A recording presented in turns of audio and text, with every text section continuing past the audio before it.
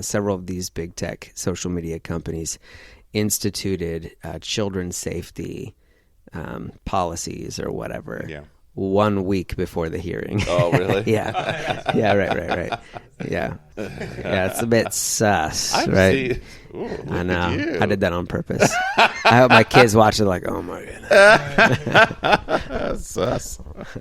That's like the only one that I understand, They're like Riz and whatever else. I'm like, I don't even know. Honestly, wait, I didn't know what Riz was either. It was so weird. I was like, because it was just always out of nowhere, just was everywhere. Riz. I was like, did I miss something? I was so confused. Like, Riz, I looked up, what is Riz?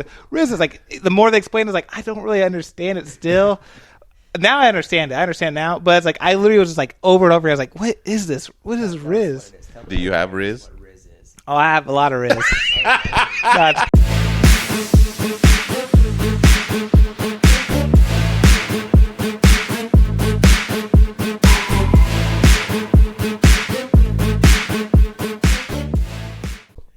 And welcome to another episode of Real Dad's Lead and Competing for Christ collab. I got Mr. Matt Hamilton and Big K, Kyle Smith with me. I'm your host, Dwayne Smith, and we're going to collab. So if you are watching, I'm going to actually post this on our Real Dad's Lead site and our Competing for Christ site. So whichever one you're watching, hopefully this will be a nice time for you. So kind of excited to talk about this not new, but these governmental Senate hearings on social media. So that's kind of what the topic is for today. But before we get started, anything big happened to you guys over the last few days, or anything that you want to share with either of us of big things going on? Not much. Yes. I'm subbing on Friday at Worthing Christian. Oh, you're subbing. You got a teaching job. Cool. That's fun. You excited about it? English. Oh, great. What year? I mean, is it high 12th school? grade. But they just said lesson plans on the desk. They have their own. They're just pretty much working independently. I'm just going to just sit there and watch them work for 4 hours. Yeah, I doubt that. That's how you operate. You're going to be chatting and just knowing you anyway. I hope, because when I was subbing at Reading, sometimes I when that was happening, when I was talking to the kids, like they could get a little rowdy, and I felt kind of bad. So this time I'm going to prepare myself. Like, I'm just not going to sit down the law, but just be like just not be as engaging, because I got respect for other teachers in the hallways, and who knows what's going on. Some people might be taking tests in other classrooms. They just need some quiet workspaces, and they should just do their work too. Yeah. But you got a naturally loud voice as well. Yeah. Our whole family does, I think. We're pretty loud no matter what. Anybody who comes to our house, generally, they are like, man, why is it so loud here? It is. And then when him and his brothers get together, it's just like, it's bad. Super, super loud. But that's the way it is. Well, that's cool. I'm excited for that. Subbing. So things going well with you too, Matt? Yeah, I think, yesterday I spoke in youth group. It was good. It was, I just always relish the opportunity, to influence. I think we had probably like 100 some kids show up last night and got to speak on purpose, on life purpose. Oh, okay, kind of a hot, important topic, for Gen Z especially. Yeah. I mean, for anybody. But hoping it landed. So there seemed to be a good response. Yeah. Well, that's a good transition into both of you talking about your influence on the younger generation. And that is what these Senate hearings that have been going on about social media is all about, trying to protect the kids, mostly protection from bullying, from sexual exploitation, from just getting involved in things that they shouldn't be getting involved in. I watched a few videos of some of the Senate hearings, and so if you guys don't know, the Senate has been interviewing the CEOs of major tech companies. So like the CEO of Instagram, CEO of TikTok, Facebook, X soon. Yes, X, and Twitch, and what is the one that I don't even know what Twitch is. I never heard of that. streaming? Yeah, and what's the one that we do with Chad? Do you remember that? Discord, yeah, Mm-hmm. Discord. So all of those different things. So there's a lot that's out there, and it's been interesting because I've been listening to or watching other people react to these things, and just kind of threw some things in my head that I thought, well, this would be a good topic to talk about, especially for dads out there who are younger dads who have kids that are coming up, and for teachers and coaches and things like that who are going to be mentoring these students as well. Me personally, on a personal level, I think that I failed as a father in this arena. So I know we've all talked before about, and I would love to hear comments one way or the other on when you think it's appropriate for a child to have some of these social media platforms or these devices. So I've heard a lot about people talking about, my kids don't have a smartphone, they don't have a iPad or a tablet or anything like that, because I don't want them ever getting involved in certain things. And then you have the others who extreme, we're giving them whatever, whenever, and wherever. And then you have those in the middle, like there's a certain age. So where do you guys fall into that? Like, I know you don't have kids yet. You do. My kids are all grown, and we were kind of right in that midst of when it was first coming out. So when the kids had phones, they weren't smartphones in the beginning when they were younger. They were just flip phones, which were fine. And they had like DS systems that they could do some things on and communicate with others, but it wasn't as prominent or prevalent as it is now. So just get some initial thoughts on what you think is appropriate for, or what you've done with your kids, and what advice you would give parents out there, coaches and teachers. That's a big question. General thoughts. You have a lot. I already know that because I've talked to you about it. So. Have we talked about this on the podcast before? No, on the podcast. Not at all? Just, okay. I mean, I think, long story short, I think that we should delay smartphones. I want to kind of put that in quotes, because there are certain smartphones that I think are appropriate and do a good job, like the Gab phone, for example. I right now have no problem promoting that among my friends and among other parents. So explain that. Well, the Gab phone is GAB. smart, but GABB. So it is smart, but it's extremely limited in what apps can be put onto the phone. So they've just approved some other apps. And I mean, if you're like super techie, you could probably find a backdoor, like if your kid is super techie. But that's going to be a very small population. Basically, both my girls have the Gab phone, and there's no social media on it whatsoever. There's not even email or anything like that, But it allows them to text and call, and I think they can even do video calls with their friends. There's like a Bible app, there's a finance app, there's certain restaurant apps, like if you want to go to McDonald's or Burger King or whatever. And you can even have something called Gab Music, which is essentially the same thing as Spotify, but everything explicit is taken out. Like there's no way to get anything like that on this phone. And my girls have done just fine. They've really enjoyed it. Now, there's other things that you can't use, at least currently. I think they are working on joining with some other apps like GroupMe.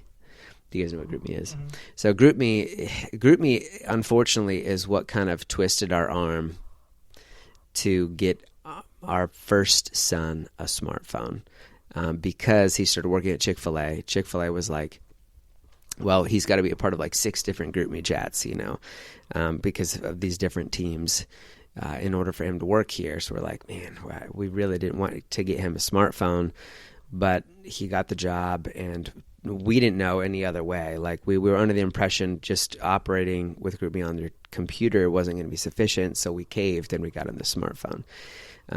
That was a mistake. At what age? 14. Okay. Yeah. Because you can start working at 14 there. So anyway, now my next son started working at Chick-fil-A, and then my oldest daughter, she started working at Chick-fil-A, but we had issues with the boys, and so we said we're not getting an iPhone. Gab phone was now available. We went Gab, and she just accesses her GroupMe, and it's totally fine and works totally sufficiently on the computer. She can access her hot schedules, anything she needs to do with work. And this is important. This isn't just like I'm rambling. This is important for any parent who thinks that their kids might need a smartphone for work. You can work around that. You can absolutely. You just have to be a little bit more, scheduled. Like have them check their GroupMe and scheduling the night before work or that morning. They don't need a smartphone to do that. Gab phone, I think, is a significant option. And I'm also saying that because I read in the comments, many people are like, no smartphones, no social media, whatever. Just give them a flip phone kind of a thing.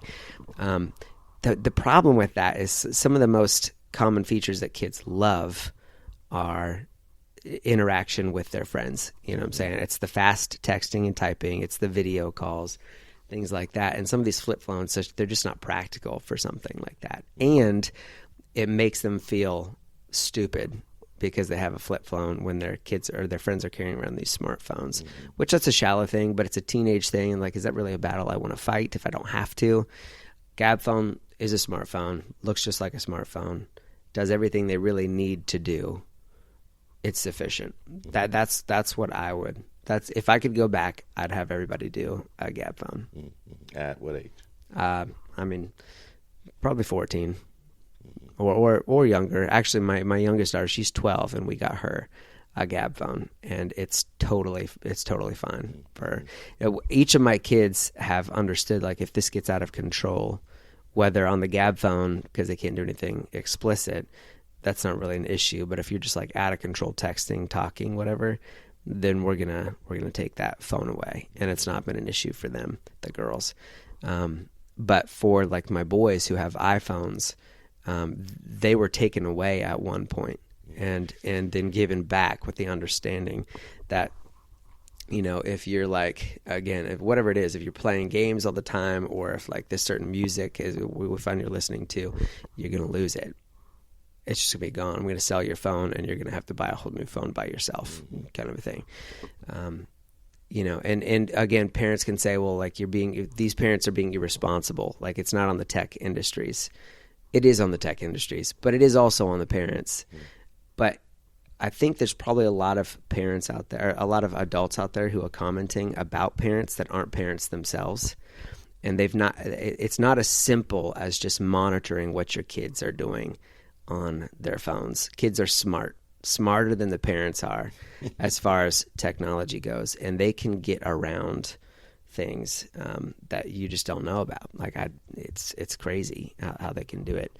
And yeah. So anyway, I won't keep talking. Those are some of my initial thoughts. Yeah. It's a very complicated issue. Yeah. But I say hold out as long as you can, especially on things like iPhones.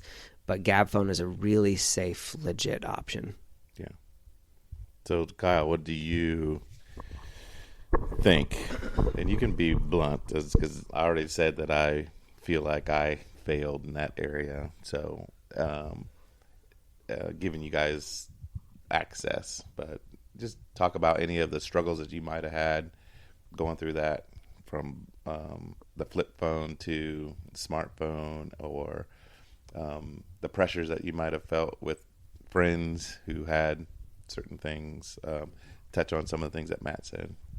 Your experience. My experience? Yeah, I remember just growing up. Well, it's interesting to hear. One thing is that, like, you're saying how your daughter's 12 and she has a smartphone, even if it's a gab phone. I just remember even when I was a kid, a 12-year-old having any kind of phone was seen as crazy. Yeah.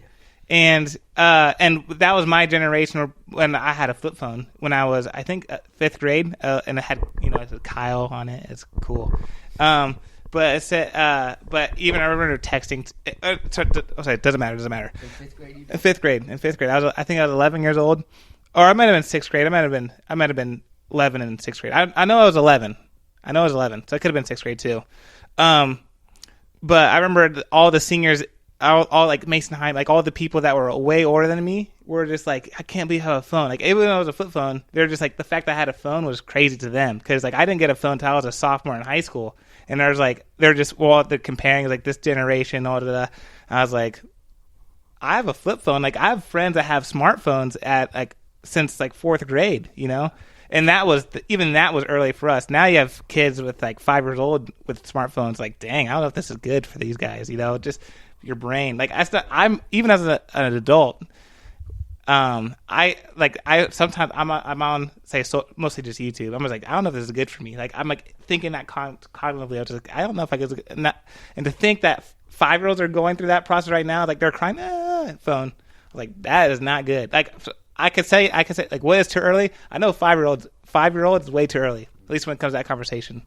So you would think 5-year-olds are too early for like any kind of device, like having a device, or like, because I was guilty of it, and I know, lots of parents are probably guilty of it. Like you're saying, here, take this and calm down so I can have some peace. Right, when you're driving in on a trip or whatever. When I was growing up, we didn't have any of that stuff. Actually, when I was growing up, we did have my dad built this in the back of our van or the back of our truck, we would have a TV. And at that time, you could get the airwaves, so antenna thing, so we could watch some of the TV while we were driving. But it was like a little black and white little television. So that's always existed. Try and figure out a way to keep them occupied and quiet while, instead of every second, are we there yet? Or just complaining or fighting with each other or what have you. So I can see the benefits of it, but I also see that, we don't do, like we used to play games and all that stuff on our trips, looking at license plates and trying to see how many license plates we could get. And, pick a color and how many cars has that color. All those little things that you kind of lose that family bonding time. So I'm sorry I interrupted you, but you think that 5-year-olds too early to have a device? Yeah, well, I would think to own it, but I don't know if like there are. Well, I could say if they're going to watch something, I think the parent has to be there, and not just here. And then like even if it's a good show or a good program or whatever or good app, like I just would much rather have the parent be by their side while watching it, because it's just too much. Like if I'm like, it's just too much power, I think, to give a kid that young. I remember Ubering this one time. This mom just a 5-year-old son and I think maybe a 3-year-old daughter, and they're just crying. I was like, tablet. They're just screaming tablet, and they're kids, and just gave them the tablets, and then the whole time they're listening to the girl was listening to some I don't know what it was, some show I'd never heard of before, but it seemed pretty innocent. The guy was watching this Tobey Maguire cussing compilation, and I was just Ubering. I was just like, are you okay with your son listening to this? Because Mrs. Weatherby, one of my Spanish teachers, said more is caught than taught. Like you, like that stuff is like ingrained in your head. Like these are, they're not to this person, this kid. All these words, they're not seen as bad words. They're just words, And And even if they might know it's bad, why would you think it's bad when your parents sitting next to you and just like listen, like willingly letting you listen to this kind of garbage. What Mr. Rogers says, bombardment. It's like, it's just not good. And so I think even then, like I said earlier, I think the parent should be involved in, like, even if they're with the kid. But if they're with the kid, they should be very careful. Like, it's like, hey, sorry, that's not good, and like, let's do something else together. That's assuming that the parent has that moral compass. That's assuming, yeah, and I hope that most parents do. But from my personal experience, I know I feel like I talk a lot. I'm sorry, but my relationship with like social media, for example, I personally wasn't prepared to have an app like Instagram, for example. I think 7th grade is when 7th or 8th grade is when I first got Instagram, and it was a great tool. I just part of it just want to fit in. Everyone had it, and it was cool. It's cool to share your own life and just watch other people's lives. It was just a way that we socially interact with each other outside of school. Like, we're still in contact with each other. It was a lot of fun. But I don't think I was prepared for it, because even with all the good it came with it, there's a lot of bad for it. That was my first time I was introduced to pornography. Like, I saw, like, through Instagram. And I just remember that Instagram was my gateway drug into that world of pornography. And it got so bad where I was like, I'm tired of this. Like, this is not who I want to be, And so I deleted it. I was a freshman in high school, and I deleted the app. And I never for like 8 years I'd never had it again. The only reason I got it recently. It was my senior year of college. Mostly because like I said, it's not a terrible. Mm-hmm. There's good stuff on it, but I wasn't capable of like handling that. Like I was using it for bad purposes. Like, I use Instagram mostly to satisfy my own desires, not just to connect with friends and seeing what's going on. But my senior year of college, like, I'm going to be gone. Everyone that I knew and loved, like, I'm never going to really see them again. We all live in different states. And so I was like, I'll just get Instagram. And I think now I'm better for it, because I don't really care too much about, like, I don't really, honestly, like, I go on it just to check on people. And even that's not all the time. I don't live on Instagram. I check on it and then I'm off it. Like, it's because I live so long without Instagram. There's no internal desire to be on it all the time. And I think for me, that was a very helpful experience, just to, I just needed to get away from it. I had no desire even really to get on it until I was about to leave college. And I was just like, oh. Did you feel like you were missing out? Like, people would say, something to you in person and say, and you like, oh, I had no idea. And like, oh, it was on Instagram. Or like, did you feel like you missed out on stuff when you were in that? I'm sure there's a time that there came a point where I think most people just knew I didn't have Instagram, because and so because Luke had an Instagram, and people shared things with him. You guys were together, so he could tell you. Yeah, but it's a little bit different. Yeah, but Luke didn't really tell me anything. I think people just knew I didn't have an Instagram, because Luke and I are so close. It's like, if I was like, people would tag people in things. Luke could never really tag me in anything because I didn't have an Instagram to be tagged in. Mm-hmm. And so I think most people knew I just didn't have an Instagram. I'm sure it was tough at a time, but I just don't remember that experience. That was so long. Like, it was like 8 years of my life I had no Instagram. I was just like, it was just, yeah. So besides that, is there other things that you see, like on these hearings? One of the ones was with Josh Hawley, I think, and the Senate was talking to Zuckerberg, whose Facebook is Instagram, right? Instagram. Meta, yeah. They're all connected. Yeah. Meta, yeah, and Instagram. And talking about how there's a bunch of kids, basically, who have either committed suicide or have 12 total. and their parents were like at the hearing or whatever and had pictures of the and I don't know if it was bullying or I don't know exactly what was going on, but the idea that Instagram itself has influenced these kids in a way that they can't live up to something, or they're being bullied, or some kind of way they are dissatisfied with their own life because of it. Did you feel any of that kind of stuff, or have you noticed, or when in your youth group or anything, that people who have struggled through Instagram or other social media stuff? Like, have your girls or their friends seemed like, I have to have this because this is happening, or I have to be doing this because this is happening? Because there were parents who, for example, were saying that their girls struggled with bulimia or anorexia because they're trying to live up to exactly. Yeah. And a lot of those things, especially, I don't know, it's like Snapchat. I don't know if the CEO of Snapchat was on there, but they have all these different filters and things like that. You're trying to make yourself look. Right.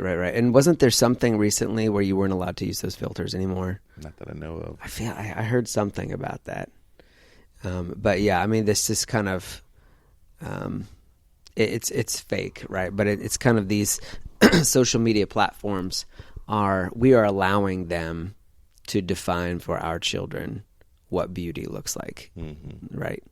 What success looks like. Like really, I mean, like their worldview on so many different issues is being developed by these social media accounts. Right. Every kid that I know that is on a social media platform, that's happening to them in one way or another.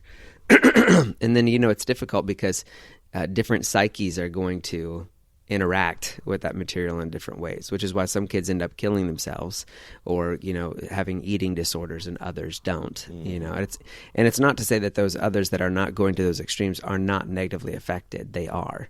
Their psyches just don't take them to that point. Does that make sense? But overall, it's just not a good thing. I don't want content creators on Facebook or Instagram defining for my children what a successful life as a man or woman looks like, right? Or what they should look like or look for in a man or a woman or anything like that, like that. But that's exactly what's happening. And this is where it gets back to the parents. Parents should be instilling that information and the proper worldviews into their children. And they can't do it all themselves, which is why they need to be part of larger communities, such as churches. But that being said, the power of social media, of their influence, it's a serious competitor to parents. Serious competitor. I don't know. I don't know that. Yeah, short of just cutting it out of their lives for now, like you were saying, because teens just aren't mentally and emotionally ready to be doing things like that. It's a fact that our brains are not really fully developed until about 25. How old are you? Not 25. Oh no, not fully developed yet. I don't know that he should be part of this conversation. Disregard everything I'm saying, guys.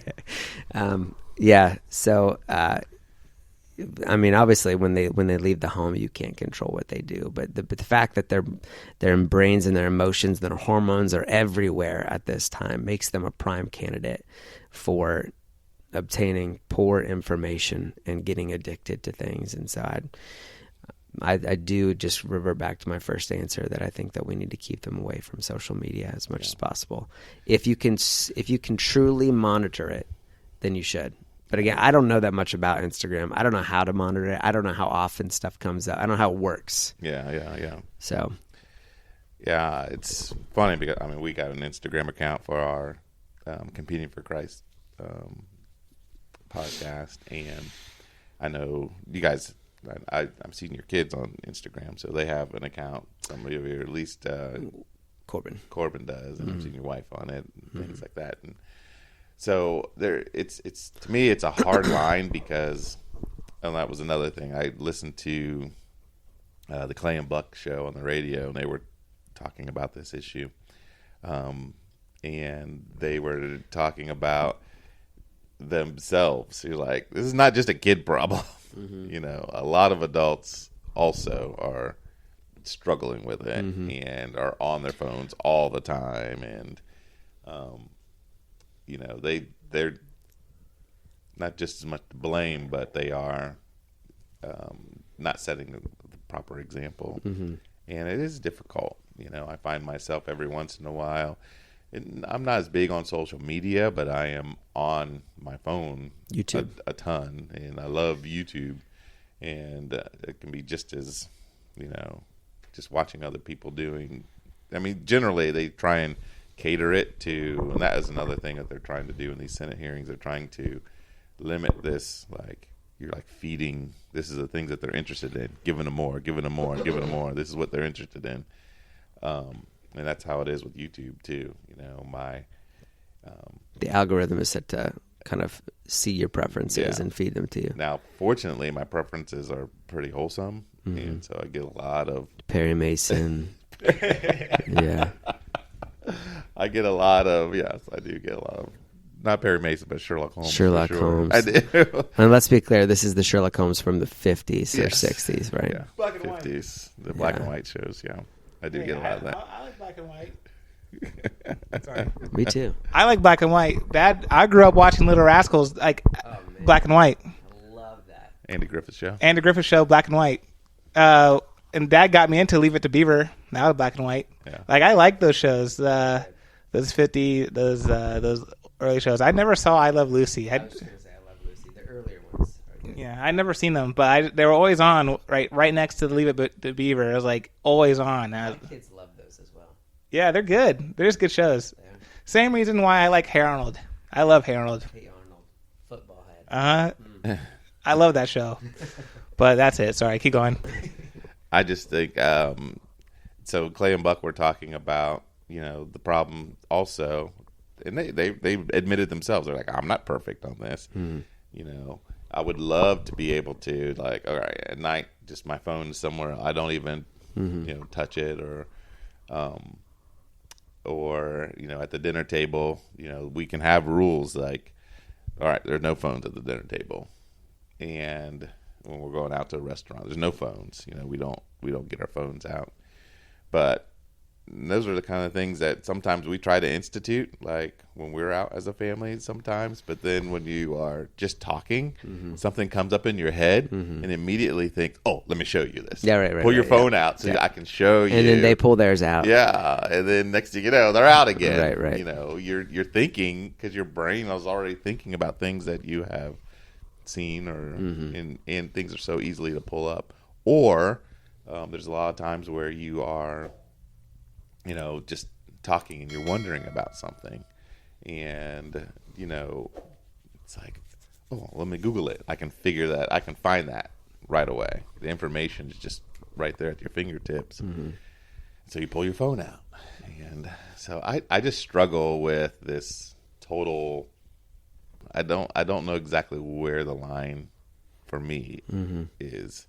Like I said, there are good things, and like I said, we're recording this. You're watching this on YouTube, On a smartphone. on your smartphone or on your device. You are, you know, Kyle's been setting up our Instagram account for the Competing for Christ, and it's just, I don't know, I just kind of, you just have to monitor it. And I do think that, as you were saying, it's not just the parents. It is some of these social media companies have to be held a little bit responsible, or at least give us tools where, and I do think that that's happening a little bit.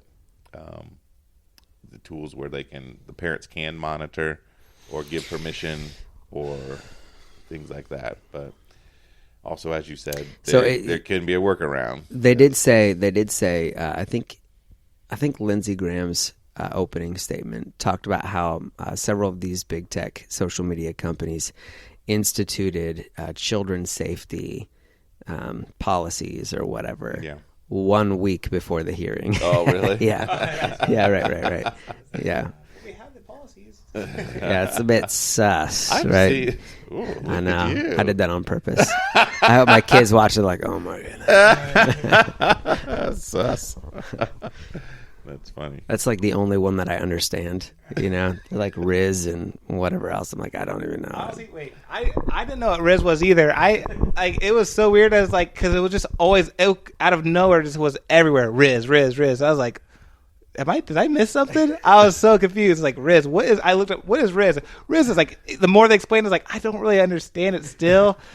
Now I understand it. I understand now. But it's like, I literally was just like, over and over again. I was like, what is this? What is Riz? Do you have Riz? Oh, I have a lot of Riz. Not kidding. Riz. Well, that's a good question. I don't really know what it is by definition. It is a part of charisma. And it's the Riz part of charisma. Oh, I didn't know that. Yeah. I just so like if I looked it up. Jive. It's I didn't know that, but like Riz. When I would think of Riz, like whenever someone just like all like super charismatic, and people are just like just drawn to you just because of just your character and your charisma. Yeah, but yeah, most of those words seem to be like just partials of other words. Generally, that's what I've been finding out. Like sus. What's the possessive partial of suspect? Suspect. Yeah. Suspicious.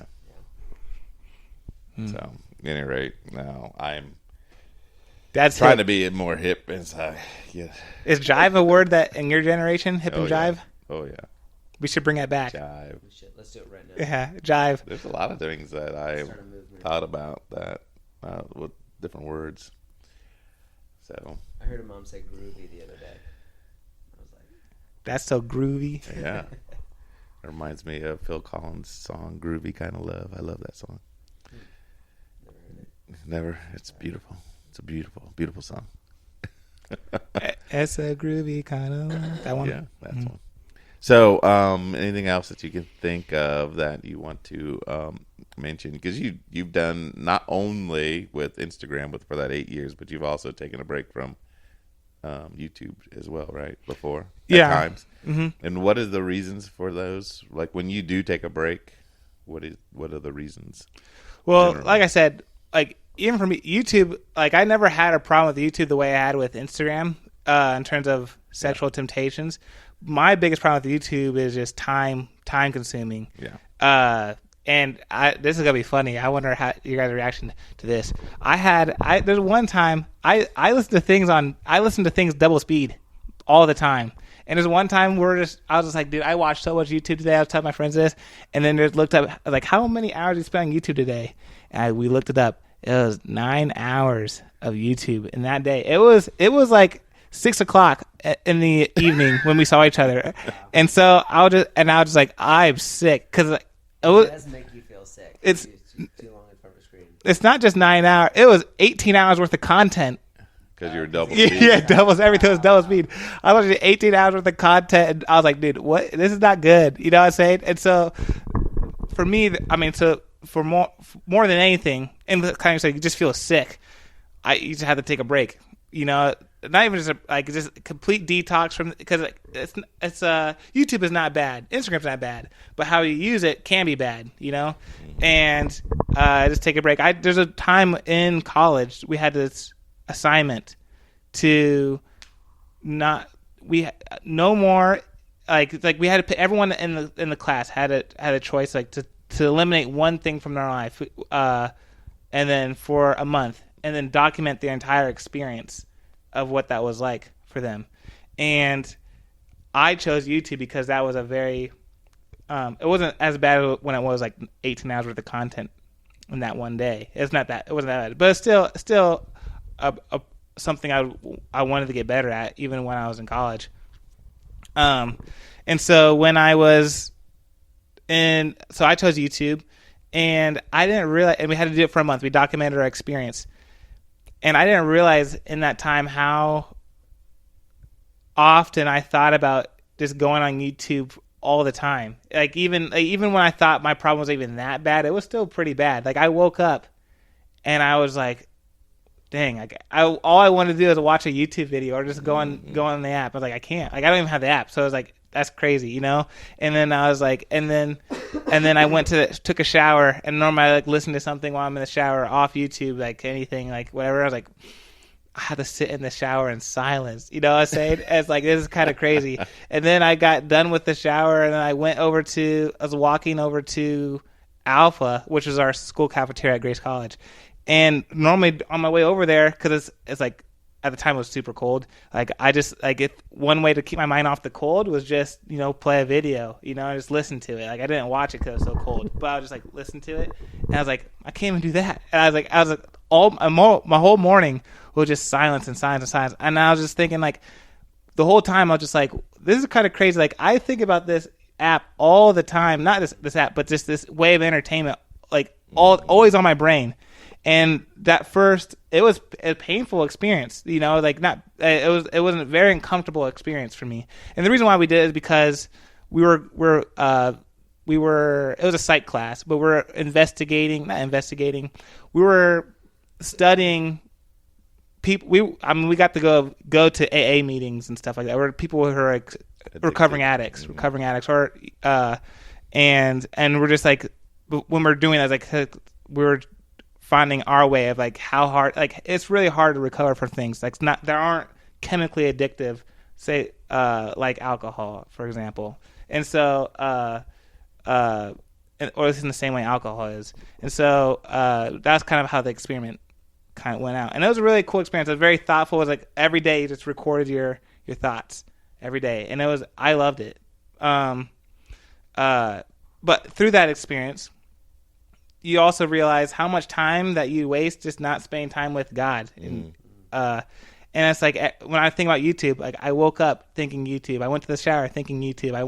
I walked over to breakfast thinking YouTube. I probably walked back thinking YouTube because, you know, you walk there, you have to walk back, you know? And it's like, and the whole time I was like, I just like it was an uncomfortable, painful experience, but also a great experience because I just realized how much I didn't, what's the word? How much I neglected my relationship with God, at least through His Word, through prayer, you know, or just through conversations with other people, like, you know, and so it was a very good experience for me. So are you saying that, and like we said, you know, there are good things on this YouTube and Instagram and Facebook and all that kind of stuff.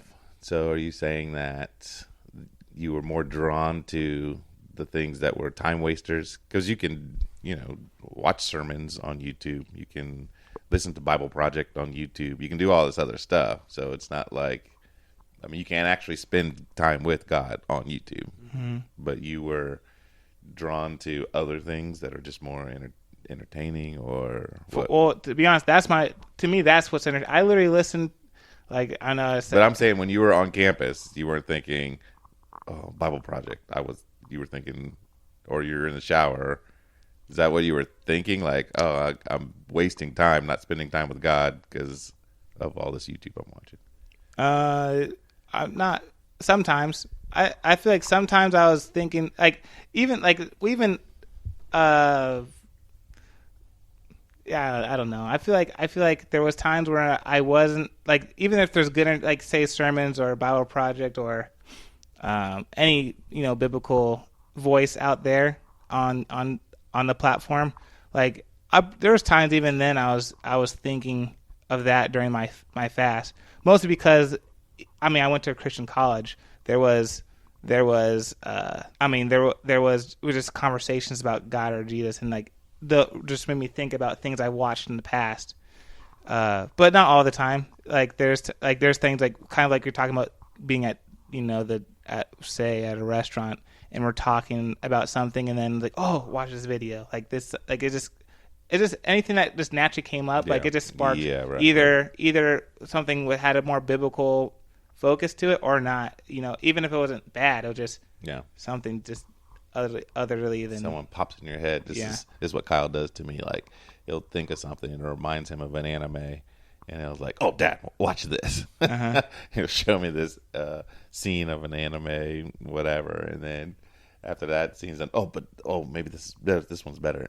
And it might be something I'm interested in. Sometimes I'm not. I'm just, okay.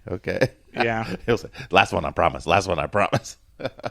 Everything for me is connected. That's how my brain kind of works. Like, yeah. No, I totally understand. So I have another question for you. And for those guys who, let's say on the coaching side, because I can picture being on your bus, like when you had national championship stuff and you're going from Indiana to Florida or or South Carolina, long trip. I mean, can you just imagine not having a phone? Yeah. Yeah. Oh, I think that, I mean, growing up, we didn't have phones going to Colorado, I know, but now that we have them. No, but it's like, can you imagine? Like, I can imagine it. Yeah. But it's Can you imagine it being enjoyable without a phone? yeah. Even those car rides going, like, say Colorado, like, I don't need a phone to have fun with. Like, it's fun just to being with your. The only times that we, like, most of the time, like, actually most of those car rides or those bus rides we had, like, say those 18-hour trips from Florida back to Grace, Indiana. Most of it was either we're sleeping or we're waking up talking to each other. Like we're having a good time. Like, we didn't have, like, the only time we were on, like, someone was on their phone or I was on, like, it was only when everyone around you sleeping, and it's like, well, I'm awake, so it's like, it's a way to pass the time until someone gets up, boom, fine. Like, finally we have a way to conversate with somebody. Yeah, and that's more enjoyable than being because people are more fun. I agree with that. Yeah. Yeah. So as we kind of wrapping up, what, Matt, could you just kind of think of some things that just highlight some suggestions on what would you suggest? You talked a little bit about the devices, but just as far as like family policy, some of the things that would help that we can just leave them with. Family policy. What do you mean by that? Like what to do with devices? Like rules? Yeah, like rules. So I would think that just you and your spouse should probably make a decision at an early age. This is what we're going to do. That's something, again, I mean, Jill and I talked about it, and like the first phones that they got were Christmas phones. Those flip phones. It was for Christmas. We all got new phones, and we're like, hey, well, let's get them this. And it was more or less so we can keep tabs on them because they were in sports and stuff and on a lot. And But there was no threat of addiction to the phone itself or to some kind of social media side at that time. Right. And then later the smartphones that we had, and we were doing the Life 360 app just so we can keep tabs on. And it was more or less we in our minds thinking that they won't be getting involved in these things that are harmful and just using the things. And I think conversing with your kids is important on that. I know a lot of my boys have said, I'm struggling with this, whether it's pornography or whatever, and can you help me? And we did do some of the other things, so other apps or things, because you have to do it with your computers as well, probably. So what kind of just advice, I guess, would you give, or some steps that they could possibly take? Things that you guys have done. You have another one coming up, Elias. So he's got some time. Yeah. I will not be giving him a smartphone or tablet at the age of 5 or 3. Would you not let him use one? Probably not. Not even use it. I probably wouldn't either. I mean, because it's got educational kind of stuff. Educational things. I mean, kids have been being educated for millennia before that, and we've seen brilliant minds, in the past before any kind of smartphone ever existed. It's not necessary, and given the, what it can do to brain development, etc., all these studies that are coming out, it's just not worth it. But in addition to that, when my kids were young, we gave them. I think I have said this on the podcast before. We gave them a kids Fire tablet, a Kindle, for reading for school, for homeschool, and, there was a couple games on there. It's a kid's Kindle, so it's like there's not like access to everything. But even on some of their games that they were playing, like FIFA or something like that, there were advertisements, animated advertisements that were sexual in nature, and I inadvertently exposed my kids to that because I assumed that being a children's tablet, it would be fine, and it wasn't fine. It's just not necessary. I mean, I should have just given them books to read. There was something about the convenience of, like, you have Hoopla. I can just order digital books and they can read them right there. We don't have to go about the trouble of going back and forth from the library and whatever. Like, that was our motivation. I would not do it again. Yeah, and something we've not mentioned today is the fact that this is true again for adults as well. I don't know if you've noticed it, but whenever somebody spends a significant amount of time in front of a screen, whether it's on their phone or just the television or your computer, something happens. I don't know the science behind it, especially if they're just being entertained, that when they walk away, there's an irritability and there's a selfishness that is involved. I see this all the time. And I wonder if it's because you're just kind of in this passive state where you are being served. You know what I'm saying? It's like, I'm getting what I want.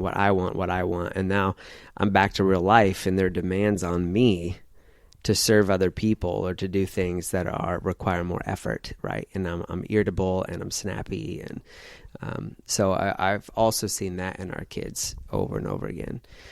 It's just another reason to avoid it. So again, if I do give my kids phones, obviously I said I gave the youngest I've given a phone was 12, but it's only because the Gab phone was available. She has zero access to any internet. She has zero access to any kind of social media whatsoever. But it's still a fun thing for her to do. It's just totally safe, And you can opt in or out of Gab Music. It's like $5 extra a month. She doesn't do it, but she gets to talk to her friends. She gets video call, she's got a Bible app. And I mean, there's like 100 some apps on there. Like, I don't want to sell it short, but they're all safe, So I would highly recommend Gab phones to people. We're not sponsored by Gab. I don't know if we should say that. We're really not. Yeah. Gab, if you're out there and you want to. Yeah, no, I really do highly recommend it. Again, both my girls have it, and they're totally fine. Neither of them are addicted to their phones, which has been a beautiful thing.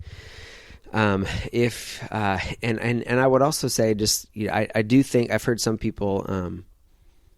Let me just say this: I definitely think it's a good thing to take the kids' phones away, whatever kind of phone it is, even if it's just a texting calling app.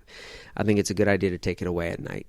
We're not gonna, and it's not. I think it's probably important to say it's not because we don't trust you, but it's because we want what's best for you. It's just not a good thing to have your phone in your room at night. You're looking at the screen, you're scrolling. It's not good for your sleep. It's not good for your emotions. But then the added temptation, if you have a smartphone, the things that you can see, in the middle of the night, and the temptations that arise for adults as well. Right. It's just not a good thing. Like, I know adults, I think a known name would be John Eldridge, who wrote A Wild at Heart. It's a policy for he and his wife to not have their phones in the room at nighttime.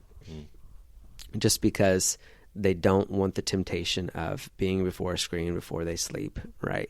They actually make it a priority to spend time with the Lord before they go to bed, right? So, like, the screen temptation is gone. I'm going to spend time in prayer and in reviewing my day, and it's just a much healthier nightly routine, So I say take your phones away. We actually take our kids' phones away and the computers and put them in the safe at nighttime. We get them back out, the computers for school, and then later in the day when they're done with the school, they can have their phones for a time. There's also a cutoff in the evening time when phones have to be turned in because we're going to be going to bed. Yeah. So I think that's a good idea. If your kid has access to social media sites, So again, this is not a Gab phone, but a typical iPhone. Or I would Android, yeah. Yeah, right. I would say, are you saying that because yours is an Android? Yeah. I don't want to exclude you. I'm sorry. That's another, I'm not a diehard Apple fan, I promise. Not letting them be, ideally not letting them be secluded with that phone. You know, whether it's, we try to keep our kids, like, for example, out of the basement. Like if we're talking to the girlfriend or something like that, I don't want you staying down there forever scrolling and listening to whatever, you know, like even if it's on Spotify, like there's a bunch of trash on Spotify, podcast wise, for example. So, no seclusion, phones in by a certain time, no phones in the bedrooms at night, no phones like in your pocket all day long. It's after school that you get it. I mean, we're homeschooled, so there's maybe a different way to talk about that if your kids are at school. Yeah.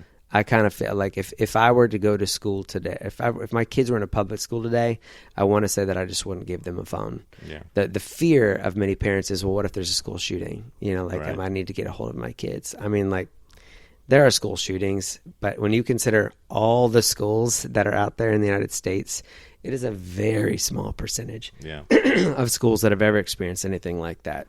Your kids are going to be fine. And they also have, you know, policies in place if something like that were to happen. And increasingly more schools are having sheriffs, you know, and whatever. It's just not something I would worry about. But if you really do, I would give them like a family phone that's like, it's a, what are those, a prepaid phone, you know, something like that you can't do anything socially on whatsoever. And it's not convenient to be texting on. It's just strictly for calling. I would send them to school with something like that personally. Okay.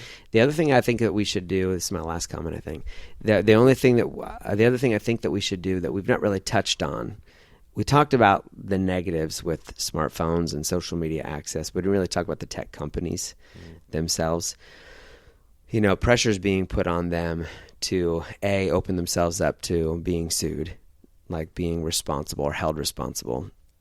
They are responsible, but they're not being held responsible. And again, I'm not saying that it's all the tech company's fault. That's not true.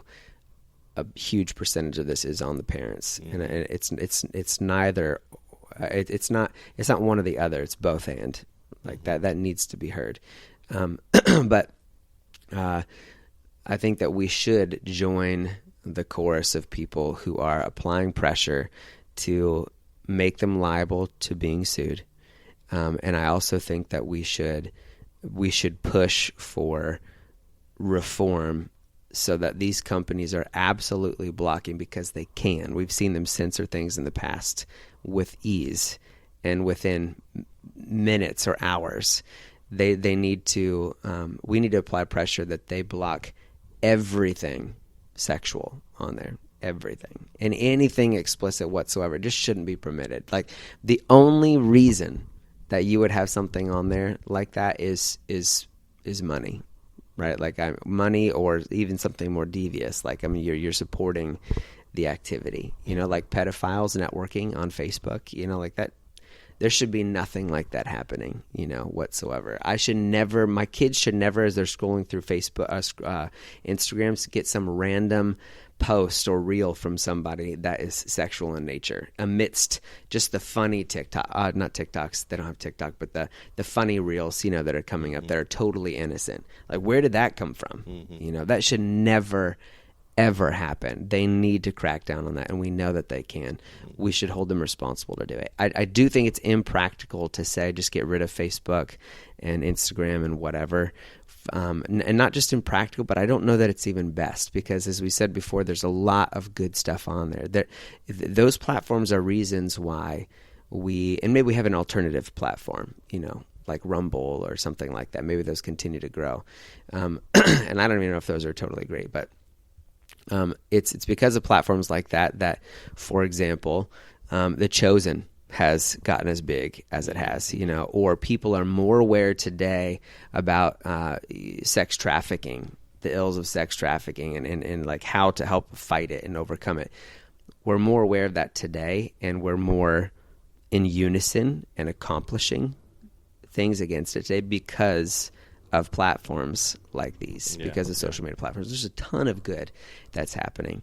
So I don't know that the answer is just to get rid of it. The answer is open them up to being sued, to being held responsible, and parents and politicians uniting to say no sexual content, no explicit content of any nature can appear on these whatsoever. And any ill, malicious networking, it must also be stopped. I mean, like, immediately. And if it's not, because you're now open to being sued, you will be sued. That's what I think should happen. Okay. What do you think, Kyle? You agree? Yes. Yes. Well, good. I think this is a productive conversation, and those who are watching or listening, please leave some comments and experiences that you may have had with your kids, with students on the social media front. I know that this school, Worthington Christian, your school, you guys had like caddies or something, right? When you went into a classroom, you had to put your cell phone in a caddy or something. Like a basket. I don't remember doing that. I don't remember doing that in the high school, but I remember doing that earlier. Yeah, I think middle school. Oh, I don't think really? they ever had that in high school. I think they had it in high school because there's a They might few have been Chad. times because you guys would like, I left my phone in the caddy. Oh, yeah, that's right. And you'd come home, you didn't have it, or Yeah. whatever, and you're like, and usually it was always on the weekend, like you left it on a Friday. Yeah, like no phone till Monday. Yeah, it was automatic. Like, oh well. Well, I really didn't care about my phone all that much. It was, Yeah. I probably should have more, but yeah. But if you have comments that you can leave, and just stories that you may have, please leave those. If you're listening from the Competing for Christ site, or if you're doing it from the Real Dad's Lead, we'd love to hear those comments and respond. We'll respond in kind. So thank you guys so much for your time and listening. Thank you guys so much for your time. How you going to close us out? You going to say Real Dad's Lead, or are you going to say... I should do two things. I would say, always remember that Real Dads Lead. And then I'll say, I can edit this now and say, hey, and never forget, as you go through life, make sure you run in a way that you will win the prize. Peace. Peace.